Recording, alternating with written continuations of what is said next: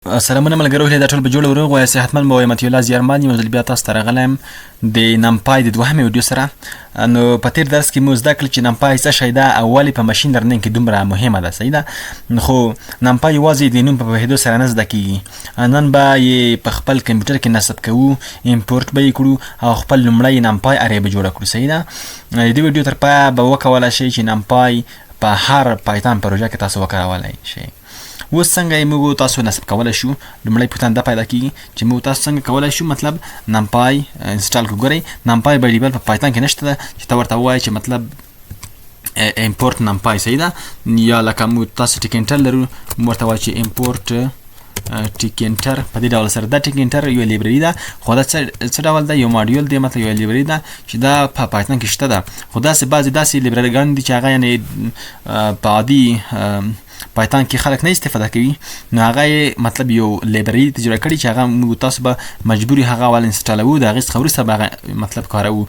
خو مطلب نمپای په خپله نشته وي. زه جیپیټر نوټ بک کاروم، نو تاسو کولی شئ دا هم کار کوي. تاسو کولی شئ په عادي مطلب وی اس کوډ کې ډاټ پای په ایکسټنشن سره تاسو کولی شئ مطلب تاسو دغه کوډ ولیکئ. خو په زیاتره ماشین لرنینګ انجینران همدغه جوپیټر نوټ بک کاروي.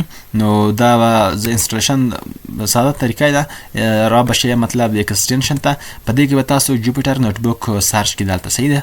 نو چې سرچ کوئ به ډاونلوډ کړئ. چې کله تاسو هغه ډاونلوډ او انسټال کړو نو تاسو به څه حال شئ، دغه بیا به تاسو یو بل کار کوئ.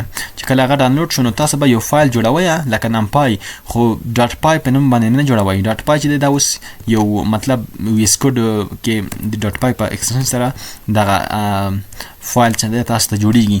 خو تاسو که غواړئ چې مطلب څه وکړئ د جوپیټر نوټ بک فایل جوړ کړئ، نو تاسو به ایکسټنشن ورکوئ چې آی پای ان بی.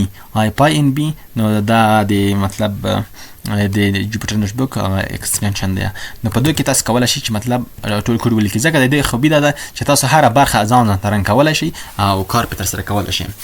نو بیا هم یادونه کوم که تاسو دا نه انسټالوئ یا نه وي در سره، نو تاسو په ډاټ پای فایل کې هم دغه کار کولی شئ.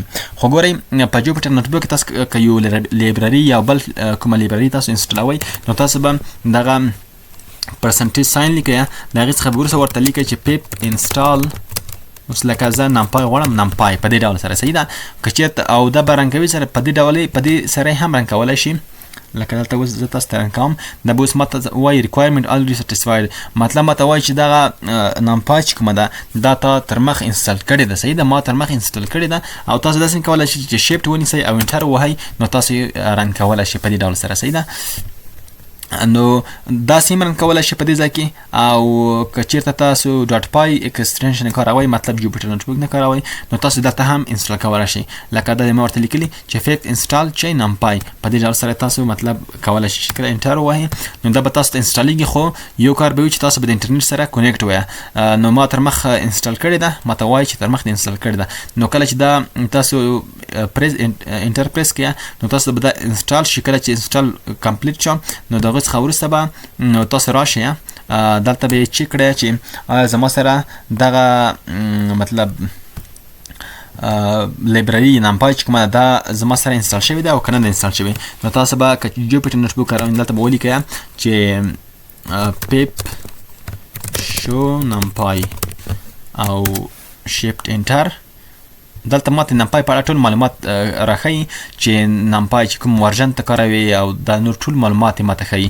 نو دا مطلب معلومه ده چې ما تر مخ انسټال کړې ده او انسټال شوې ده. نو دا سکسسفل مطلب رن شو او ماته یې کومه غلطي رانه کړه. یا تاسو داسې هم کولی شئ چې تاسو دلته ورته وایئ چې امپورټ نمپای.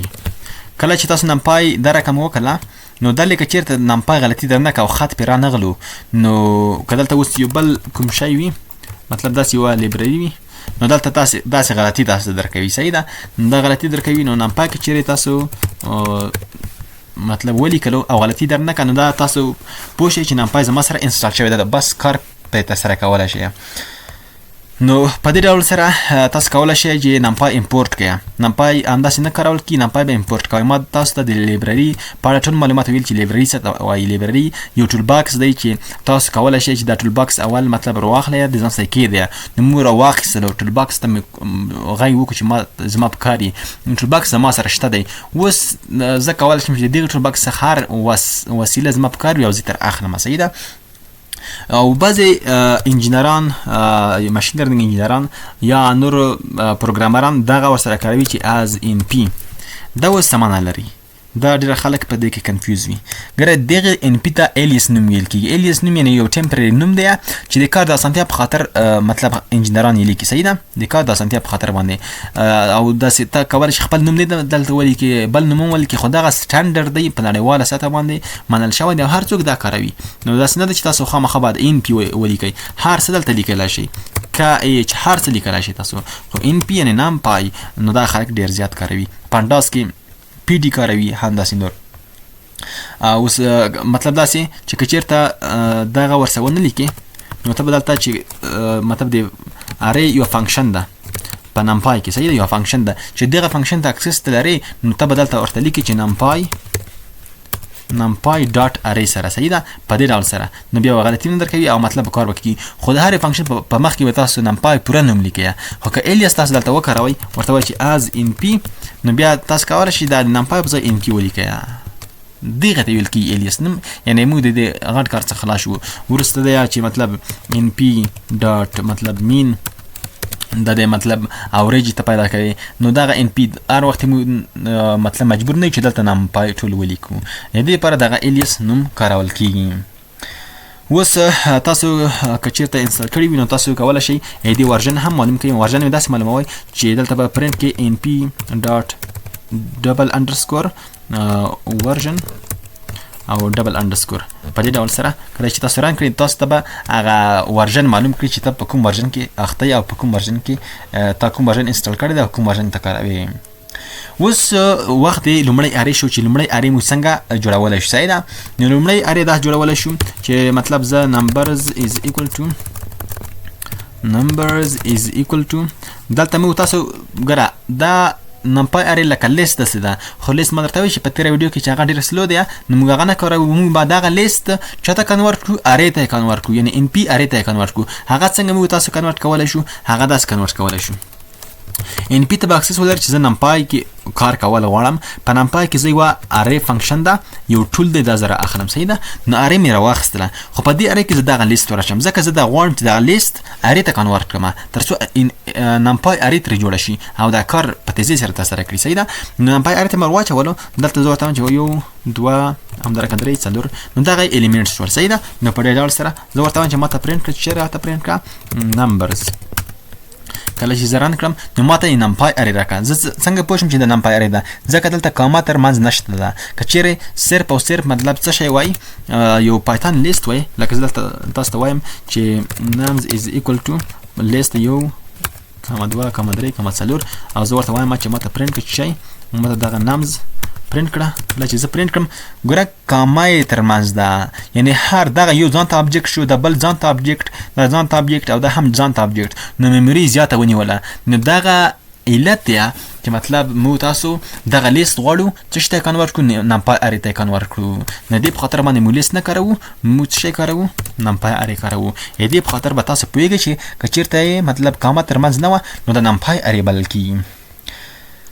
اوس تاسو کولی شئ مطلب ټایپ یې هم معلوم کړی چې لکه چې اوس دا اوس څه شی ده نو ته ورته وښیه چې مطلب ماته پرنټ کړه ټایپ آف څه؟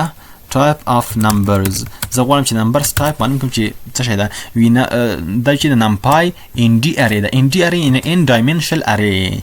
نو دا چې ان ډایمنشل ارې څه ته وایي؟ موږ به تاسو به وروسته وایو چې ان ډایمنشل ارې ده چې هغه 1 ډایمنشل ده، 2 ډایمنشل، 3 ډایمنشل، همداسې دغه ارې ده او بیا وروسته موږ تاسو څنګه کوو پېژنو. یعنې دغه ماشین لرنینګ ټول په ارې باندې راڅرخي.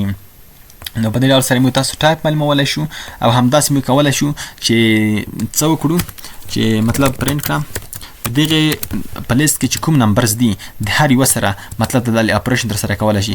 مطلب څنګه تاسو کولی شئ؟ تاسو لیکلی شئ چې نمبرز پلس لاس. نو دغه لاس به هر الیمنټ ته ورجمع شي په دې ډول که دا په میلیونونو نمبرز هم وي نو ټول به همدا رقم اپډیټ شي. اوس ورته وګورئ موږ ته نوی لیست راکړو البته لیست نه دی خو مطلب نمپای ارې ده په دې کې 11 12 14 14 مطلب د یو سره 11 جمع کړل 11 شول دا 12 شول او دا هم 14 او دا هم 14 شول. نو په دې ډول سره نو ولې دلته موږ فار لوپ ونه کارو ځکه نمپای ټول ارې په یو ځل پروسس کوي صحیح ده او دا د نمپای یو لوی ځانګړتیا څخه ده. نو ملګرو نن مو دا زده کړل چې څنګه نمپای نصب کړو څنګه یې امپورټ کړو ولې ان پی کاروو و بل څنګه لومړی ارې جوړه کړو ان ډي ارې څه ته وایي چې دلته ما تاسو ته وایي ان ډي ارې څه ته وایي ان ډایمنشنل ارې ده چې وروسته به وایي چې 1 ډایمنشنل 2 ډایمنشنل همداسې 3 ډایمنشنل او څنګه په ارې کې یو ساده عملیات ترسره کړو لکه دا ډول سره. په راتلونکي ویډیو کې به 1 ډایمنشنل 2 ډایمنشنل او 3 ډایمنشنل ارې زده کړو او دا به هم وګورو چې ولې ماشین لرنینګ ټول معلومات د ارې په بڼه ساتي یعنی د ارې په بڼه یې څنګه کوي موږ ته راښیي او په ارې په بڼه یې سټور کوي.